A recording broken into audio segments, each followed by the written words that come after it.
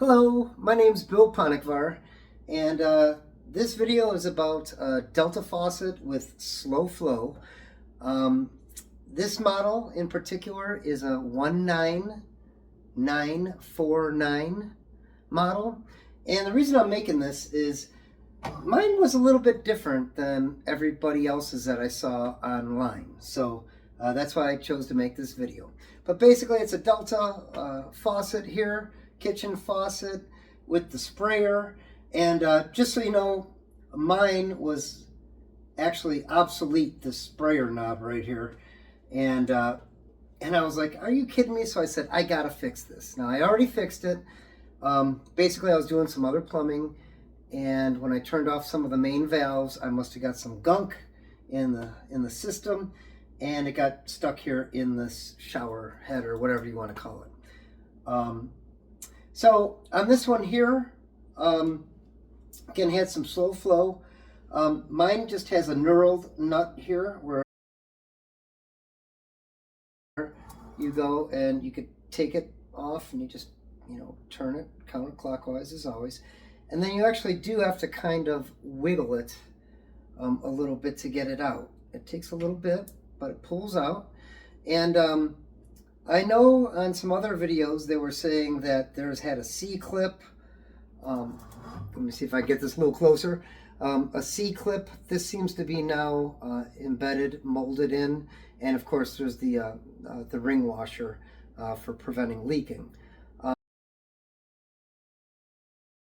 But that's it to take mine out. Another thing I want to show is that, God, I should have got the light out here, but inside there, I don't know if you could see it, but there is a restrictor type washer. And so basically I went and took that out. I used just like a kind of a dental tool here, and took it out. That was the best thing I could find. I'm sure there's plenty of other things to do. Try. But here it is.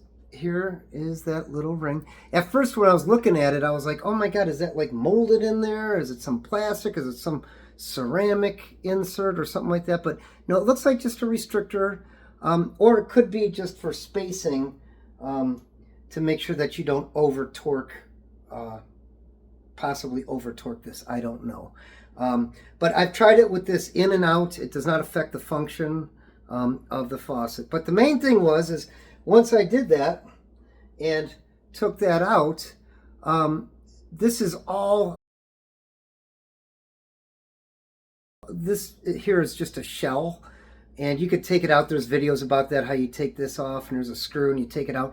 But it's all one piece, and there's nothing else you could do besides what's in there right now. But when I did this, I went and took this and just went like this, and there was all kinds of minerals and stuff falling out. And there's no screen in here like on some of the other ones. I thought there would have been, but yeah, I went and cleaned it out.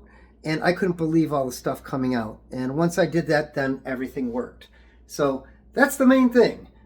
Basically, I went and took the wand, or whatever you want to call it, off. Went and got this out. And if I didn't take this out, I couldn't get all the stuff out, this little restrictor. But then I was able to go and clean that out. And you could even go and just, wash it out or whatever. To get that out, and you should be in good shape. So again, I just hope this helps somebody. I know there's a million different videos out there, but mine was a little different. It didn't have a screen, and